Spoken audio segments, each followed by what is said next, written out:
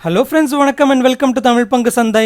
இன்னைக்கு நிஃப்டி 50 பார்த்தீங்கன்னா கிட்டத்தட்ட 104 பாயிண்ட்ஸ் டிக்ரீஸ் ஆகி 0.67% நெகட்டிவ்ல 15,635ல க்ளோஸ் ஆயிருக்கு.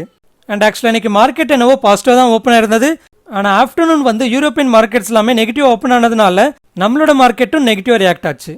ஸோ இன்னைக்கு நிஃப்டி 50யோட டாப் கெய்னர்ஸ்னு பார்க்குறப்போ power grid, SBI life, NTPC, Titan and coal India. And அதுவே டாப் லூசர்ஸ்னு பார்க்குறப்போ Tata motors, Adani ports, Shree cement, LNT and Reliance. And அதுவே பேங்க் நிஃப்டி பார்த்தீங்கன்னா கிட்டத்தட்ட 284 பாயிண்ட்ஸ் டிக்ரீஸ் ஆகி 0.81% நெகட்டிவ்ல 34,800ல க்ளோஸ் ஆயிருக்கு. அண்ட் இன்னைக்கு பேங்க் நிஃப்டியோட டாப் கெய்னர்ஸ்னு பார்க்குறப்போ IDFC first bank and Bandhan bank. And அதுவே டாப் லூசர்ஸ்னு பார்க்குறப்போ Punjab national bank, federal bank, IndusInd bank, RBL bank and axis bank. So இது ஃப்ரெண்ட்ஸ் ஃபைனலி நம்ம வீடியோ. ஸ்டாக் மார்க்கெட் ரிலேட்டடாக லேட்டஸ்ட் அப்டேட்ஸ் வேணும்னா டிஸ்கிரிப்ஷனில் இருக்கிற லிங்கை கிளிக் பண்ணி டெலிகிராம் சேனலில் ஜாயின் பண்ணிக்கோங்க அண்ட் இன்ஸ்டாகிராம் பேஜை ஃபாலோ பண்ணிக்கோங்க. இந்த கண்டென்ட் பிடிச்சிருந்துன்னா கண்டிப்பாக லைக் பண்ணுங்கள், அப்படியே உங்கள் ஃப்ரெண்ட்ஸ் அண்ட் ஃபேமிலிஸ்க்கும் ஷேர் பண்ணுங்கள். இந்த வீடியோ ரிலேட்டடாக உங்களுக்கு ஏதாவது கருத்து இருந்ததுன்னா கமெண்ட்டில் சொல்லுங்கள். அண்ட் நம்ம சேனலை சப்ஸ்கிரைப் பண்ண மறந்துருந்தீங்கன்னா கண்டிப்பாக சப்ஸ்கிரைப் பண்ணிக்கோங்க. இன்னொரு இன்ட்ரெஸ்டிங் வீடியோட மறுபடியும் உங்கள் முன்னாடி வரேன். அது வரைக்கும் டேக் கேர். ஜெய் ஹிந்த்.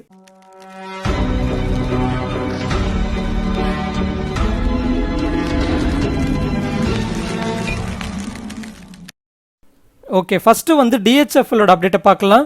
இன்னைக்கு டிஹெச்எஃப்எலோட ஷேர் பிரைஸ் பார்த்தீங்கன்னா 10% லோவர் சர்க்யூட் ஹிட் பண்ணியிருந்தது. அண்ட் இதோட ரீசன் வந்து நம்மளோட முந்தானேத்து வீடியோவில் பேசியிருந்தோம், அதாவது மண்டே போஸ்ட் பண்ண வீடியோலே பேசியிருந்தோம். ஸோ அதில் என்ன சொல்லியிருந்தோம்னா, Piramal capital and housing finance லிமிடெட்ன்ற கம்பெனி வந்து டிஹெச்எஃப்எல் அக்வயர் பண்ணுறதுக்கான ரெசல்யூஷன் பிளானை என்சிஎல்டியோட மும்பை பிரான்ச் வந்து அப்ரூவ் பண்ணியிருக்கிறதா சொல்லியிருந்தோம். அண்ட் அதே நேரத்தில் அந்த ரெசல்யூஷன் பிளான்ல டிஹெச்எஃப்எல் டீலிஸ்ட் பண்ணி அதோட ஈக்விட்டி ஷேர்ஸை வந்து ரைட் ஆஃப் பண்ணுற மாதிரியும் ப்ரப்போசல் இருக்குன்ற மாதிரி மென்ஷன் பண்ணியிருந்தோம். அண்ட் ஆக்சுவலாக நம்மளோட சேனல் அதை பற்றி பேசுகிற அன்னைக்கு என்னவோ அது அப்பர் சர்க்யூட் தான் ஹிட் பண்ணியிருந்தது. அண்ட் அதே போல் அடுத்த நாளும் பார்த்தீங்கன்னா அப்பர் சர்க்யூட் தான் ஹிட் பண்ணியிருந்தது. ஆனால் ஸ்டில் அதில் வந்து இந்த மாதிரி ஈக்விட்டி ஷேர்ஸை ரைட் ஆஃப் பண்ணுற மாதிரி மென்ஷன் இருக்கிறதுனால இதில் இன்வெஸ்ட்மெண்ட் பண்ணால் நம்மளோட கேபிட்டல் ஃபுல்லாகவே வந்து லூஸ் ஆகிறதுக்கு வாய்ப்பு இருக்குன்ற ரிஸ்க்கும் நம்ம வந்து மென்ஷன் பண்ணியிருந்தோம். ஸோ இன்னைக்கு பார்த்தீங்கன்னா அதோட ஷேர்ஸ் வந்து லோவர் சர்க்யூட்டை ஹிட் பண்ணியிருக்கு. ஸோ அப்படி பார்க்குறப்போ நேத்தும் அண்ட் முந்தா நேத்தும் அதோட ஷேர் பிரைஸ் அப்பர் சர்க்யூட்டை ஹிட் பண்ணதுன்றது ஒரு ட்ராப்பாக இருக்குது.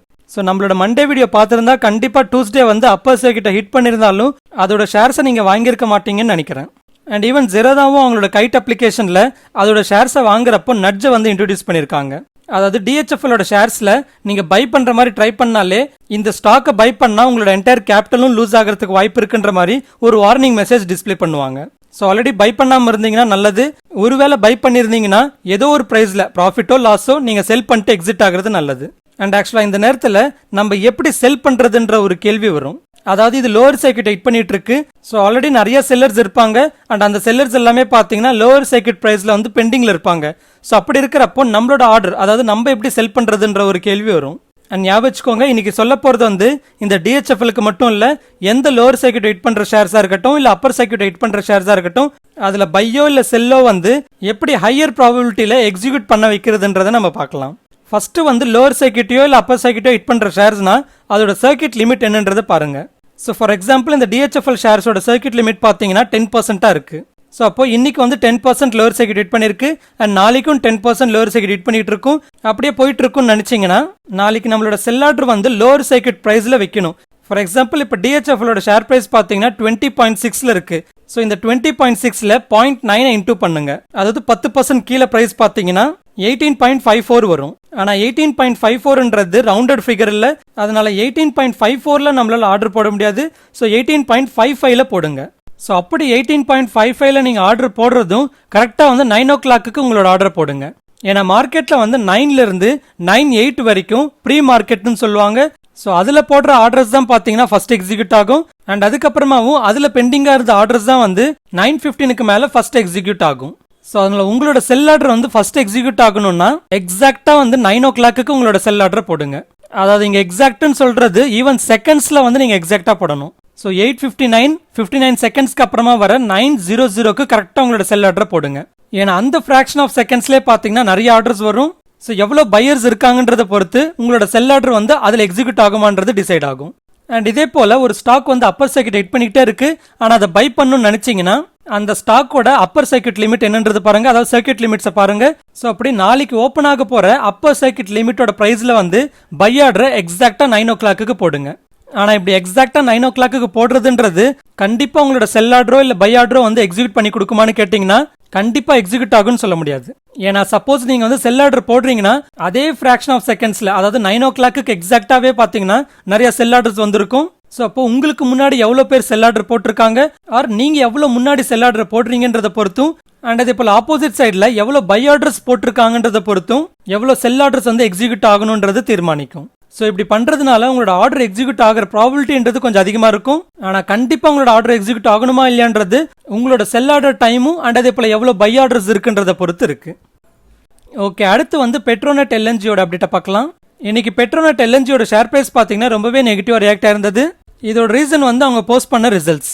ஆக்சுவலா பெட்ரோநெட் எல்என்ஜி கம்பெனி பத்தி பார்க்கணும்னா இது வந்து கவர்மெண்டோட ஜாயிண்ட் வெஞ்சரா ஃபார்ம் பண்ண கம்பெனி. அண்ட் இந்த கம்பெனி வந்து லிக்விஃபைடு நேச்சுரல் கேஸை இம்போர்ட் பண்ணி மறுபடியும் இந்தியாவில் வந்து ரீகேசிஃபை பண்ணி அதை செல் பண்ற கம்பெனி. ஸோ அவங்களோட ரெவன்யூ பார்த்தீங்கன்னா இந்த குவார்டர்ல, அதாவது Q4 ரெவன்யூ பார்த்தீங்கன்னா இயர் ஆன் இயர் கம்பேரிஷன்ல 11.6% வந்து ட்ராப் ஆயிருக்கு. அண்ட் அது போல வால்யூம்ஸும் பார்த்தீங்கன்னா இயர் ஆன் இயர் கம்பேரிஷன்ல ஃபிளாட்டா தான் இருக்கு. அண்ட் அதுவே குவார்டர் அண்ட் குவார்டர் கம்பேர் பண்றப்போ 7.2% ட்ராப் ஆயிருக்கு. அண்ட் அதுவே ப்ராஃபிட் ஆஃப்டர் டாக்ஸ் பார்த்தீங்கன்னா இயர் ஆன் இயர் கம்பேரிஷன்ல 73.6% ரைஸ் ஆயிருக்கு. ஆனா ஸ்டில் நம்ம வந்து இயர் ஆன் இயர் கம்பேர் பண்றது கரெக்ட் இல்லை. ஏன்னா லாஸ்ட் இயர் Q4 வந்து லாக்டவுன்னால கேஸோட டிமாண்ட் வந்து கொஞ்சம் இம்பாக்ட் ஆயிருந்தது. ஸோ அதனால இயர் ஆன் இயர் கம்பேர் பண்றப்போ ஓரளவுக்கு அதிகமாக இருக்கிற மாதிரி தெரிஞ்சாலும் குவார்டர் அண்ட் குவார்டர் கம்பேர் பண்றப்போ கம்மியாக தான் இருக்கு. ஸோ இப்படி எக்ஸ்பெக்ட் பண்ணதை விட ரிசல்ட்ஸ் வந்து கம்மியாக போஸ்ட் பண்ணதுனால இவங்களோட ஷேர் பிரைஸ் இன்னைக்கு கிட்டத்தட்ட 8% ஃபால் ஆயிருந்தது. அண்ட் அது போல டிவிடெண்டும் பார்த்தீங்கன்னா கிட்டத்தட்ட 3.5 rupees per ஷேர்னு அனௌன்ஸ் பண்ணியிருக்காங்க. அண்ட் ஆக்சுவலா பெட்ரோநெட் எல்என்ஜி ரிலேட்டடா இன்னொரு அப்டேட்டும் இருக்கு. இந்த பெட்ரோநெட் எல்என்ஜி பாத்தீங்கன்னா 2019ல யூஎஸ்க்கு சேர்ந்த தெல்லூரியன் எல்என்ஜின்ற ஒரு கம்பெனியோட நான் பைண்டிங் அக்ரிமெண்ட் போட்டிருந்தாங்க. அதாவது பெட்ரோநெட் எல்என்ஜி கம்பெனி வந்து தெல்லூரியன் எல்என்ஜில $2.5 billion வந்து இன்வெஸ்ட் பண்ணி 40 இயர்ஸ்க்கு அந்த கேஸ் சப்ளைஸை வாங்குறது தான் அந்த அக்ரிமெண்ட். ஆனா இந்த அக்ரிமெண்ட் வந்து கன்க்ளூட் ஆகாமலே எக்ஸ்டெண்ட் ஆயிட்டே இருந்தது. அண்ட் அப்படி எக்ஸ்டெண்ட் ஆகுறதுனால ஒரு கட்டத்துல பாத்தீங்கன்னா அந்த அக்ரிமெண்ட்டே இல்லாத நிலைமைக்கு வந்துட்டாங்க. அது ரீசெண்டா பெட்ரோநெட் எல்என்ஜி கம்பெனியோட சிஇஓ அண்ட் மேனேஜிங் டைரக்டரான ஏகே சிங் என்ன சொல்லியிருந்தாருன்னா, எங்களுக்கும் தெல்லூரியனுக்கும் வந்து இப்பத்துக்கு, அதாவது ஆஸ் ஆஃப் டுடே எந்த ஒரு அக்ரிமெண்ட்டும் இல்லைன்னு சொல்லியிருந்தாரு. அண்ட் இதுக்கு ரீசன் வந்து பெட்ரோநெட் இல்ல, அவங்க தான் வந்து எக்ஸ்டெண்ட் பண்ணலன்னு சொல்லியிருந்தாரு. ஆனா ஆக்சுவல் ரீசன் பாத்தீங்கன்னா நவம்பர்ல இந்த கம்பெனியோட டைரக்டர் ஃபினான்ஸ் விகே மிஸ்ரா வந்து எல்என்ஜி வந்து ரொம்பவே கம்மியான பிரைஸ்ல இருக்கிறப்போ, அதாவது த்ரோ அவே பிரைஸ்ல இருக்கிறப்போ நம்ம ஏன் வந்து கேஸை இம்போர்ட் பண்ணி அதை லிக்விஃபைட் பண்றதுக்கு இவ்வளவு பெரிய இன்வெஸ்ட்மெண்ட் பண்ணணும்ன்ற ஒரு கேள்வி கேட்டிருந்தாங்க. அண்ட் இதே போல ஈவன் கம்பெனியோட ப்ரமோட்டர்ஸும் வந்து இதே கேள்வி கேட்டிருந்தாங்க. அதாவது இவ்வளவு பெரிய இன்வெஸ்ட்மெண்ட் பண்ணி ஒரே சப்ளையர் கிட்ட இவ்வளவு பெரிய வால்யூம்ல வந்து நம்ம லாக் ஆகணுமான்ற ஒரு கேள்வி கேட்டிருந்தாங்க. ஸோ இதனால பெட்ரோநெட் கம்பெனியும் பாத்தீங்கன்னா இந்த தெல்லூரியனோட பிரைஸ் வந்து காம்படிட்டிவா இருக்கான்னு செக் பண்றதுக்கு எல்என்ஜிஸை சப்ளை பண்றதுக்கு பிட்டிங்கை இன்வைட் பண்ணிருந்தாங்க. அதுல இன்க்ளூடிங் தெல்லூரியன் 13 சப்ளையர்ஸ் வந்து அவங்களோட கொட்டேஷனை பிட் பண்ணிருந்தாங்க. ஆனா எந்த ஒரு கொட்டேஷனுமே பெட்ரோநெட் எல்என்ஜி கம்பெனியோட பிரைஸ் எக்ஸ்பெக்டேஷன் வந்து மீட் பண்ணலன்னு சொல்லியிருந்தாங்க.